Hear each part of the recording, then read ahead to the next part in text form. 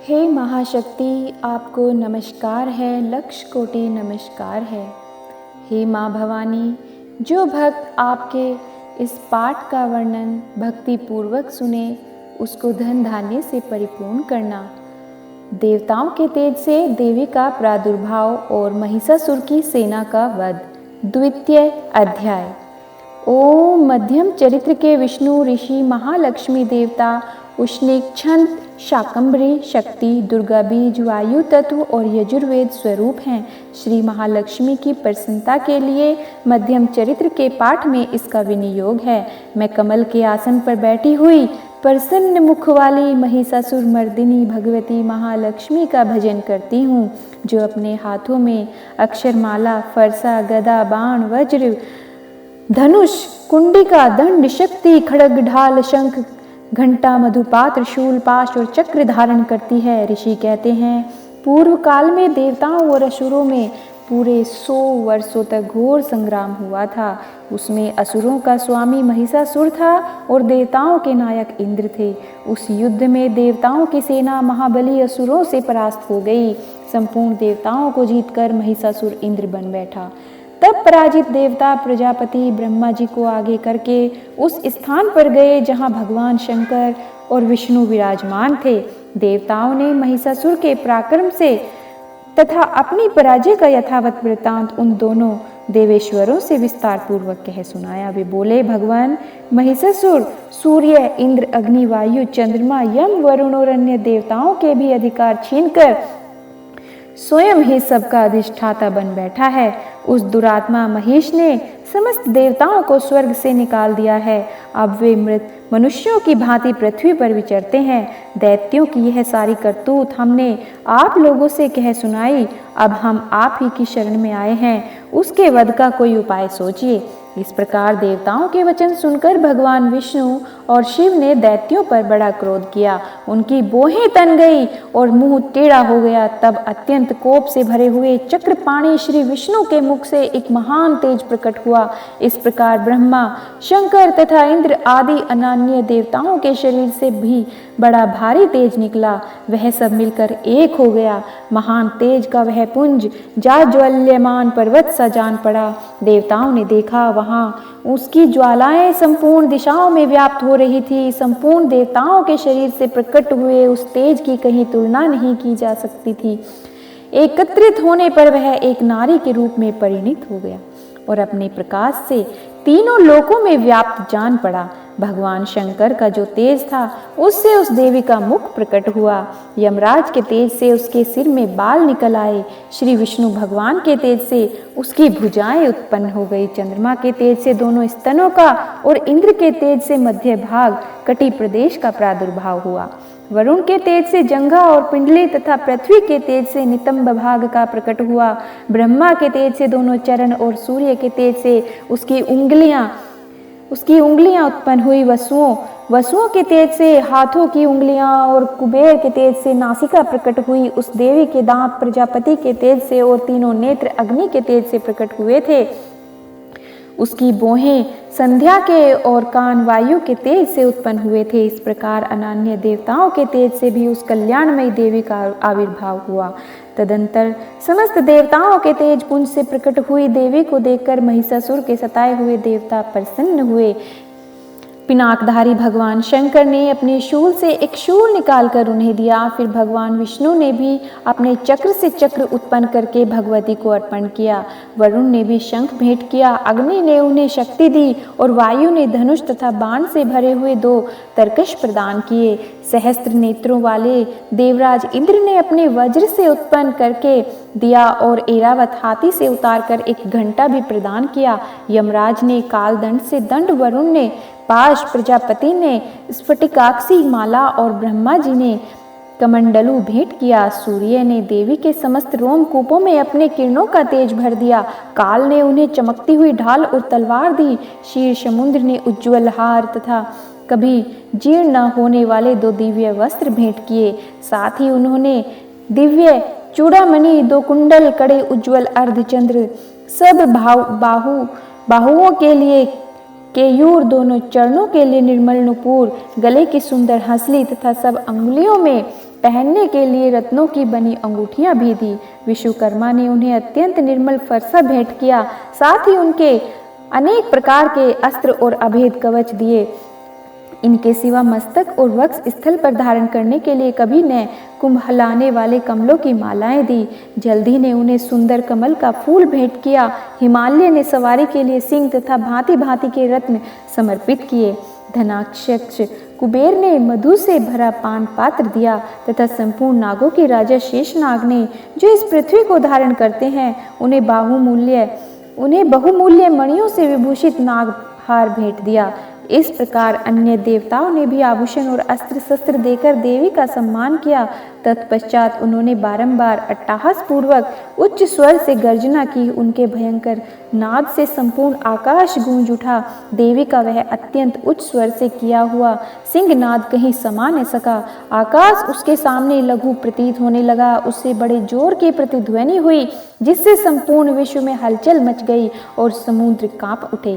पृथ्वी डोलने लगी, समस्त पर्वत हिलने लगे। उस समय देवताओं ने अत्यंत प्रसन्नता के साथ सिंहवाहिनी भवानी से कहा, देवी तुम्हारी जय हो।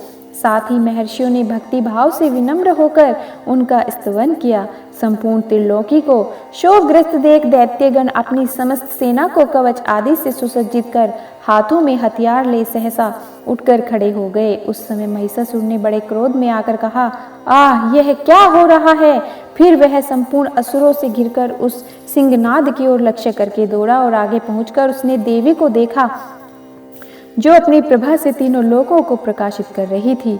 उनके चरणों के भार से पृथ्वी दबी जा रही थी। माथे के मुकुट से आकाश में रेखा की खींच रही थी तथा वे अपने धनुष की टंकार से सातों पातालों को शुभ किए देती थी।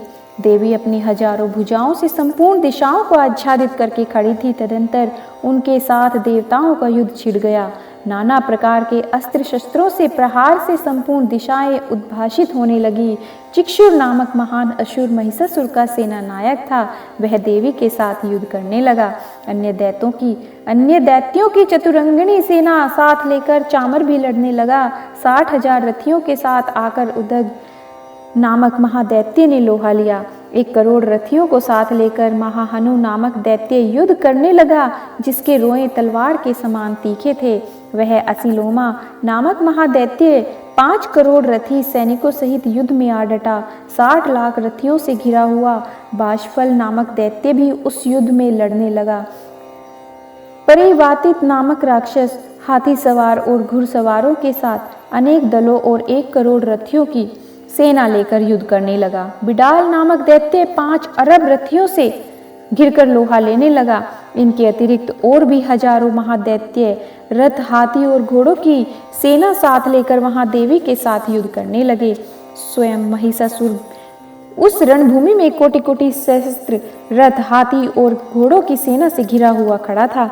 वे दैत्य देवी के साथ तोमर, भिंदीपाल, शक्ति, मूसल, खड्ग, परशु और पट्टिस आदि अस्त्र शस्त्रों का प्रहार करते युद्ध कर रहे थे। कुछ दैत्यों ने उन पर शक्ति का प्रहार किया, कुछ लोगों ने पाश फेंके तथा कुछ दूसरे दैत्यों ने खड्ग प्रहार करके देवी को मार डालने का उद्योग किया। देवी ने क्रोध में भरकर खेल खेल में ही अपने अस्त्र शस्त्रों की वर्षा करके दैत्यों के समस्त अस्त्र शस्त्र काट डाले। उनके मुख पर परिश्रम या थकावट का रंच मात्र भी चिन्ह नहीं था। देवता और ऋषि उनकी स्तुति करते थे और वे भगवती परमेश्वरी देवी के शरीर पर अस्त्र शस्त्रों की वर्षा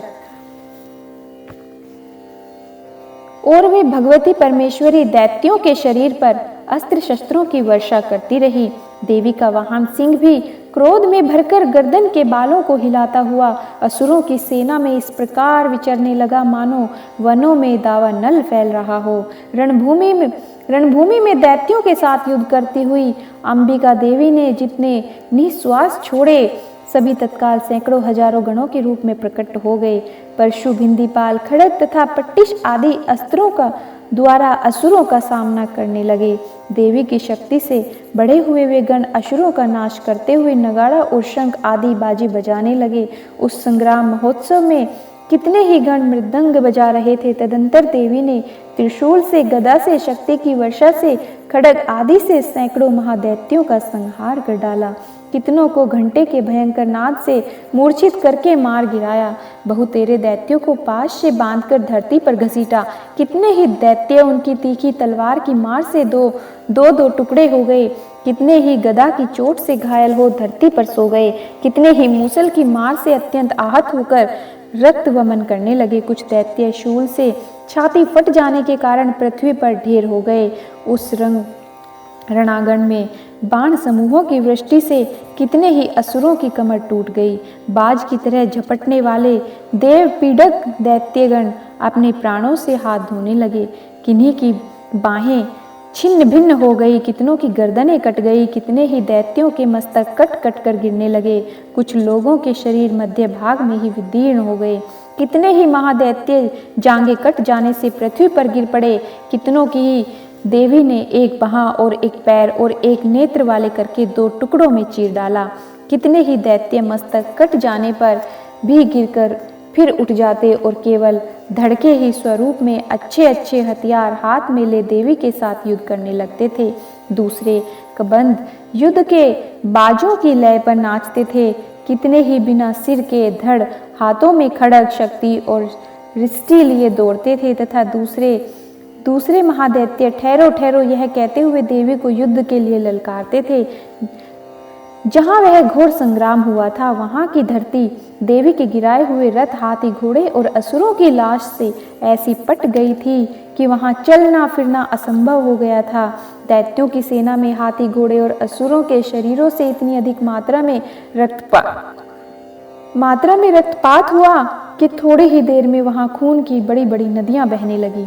जगदम्बा ने असुरों की विशाल सेना को क्षण भर में नष्ट कर दिया। ठीक उसी तरह जैसे तृण और काठ के भारी ढेर को आग कुछ ही क्षणों में भस्म कर देती है, और वह सिंह की गर्दन के बालों को हिला हिला कर जोर जोर से गर्जना करता हुआ दैत्यों के शरीरों से मानो उनके प्राण चुने लेता था। वहां देवी के गणों ने भी उन महादैत्यों के साथ ऐसा युद्ध किया जिससे आकाश में खड़े हुए देवतागण उन पर बहुत संतुष्ट हुए और फूल बरसाने लगे। इस प्रकार श्री महर्षि मार्कंडेय पुराण में सावर्णिक मनवंतर की कथा के अंतर्गत देवी महात्म्य में महिषासुर की सेना का वध नामक दूसरा अध्याय पूरा हुआ। जय माँ भवानी, जय माता दी।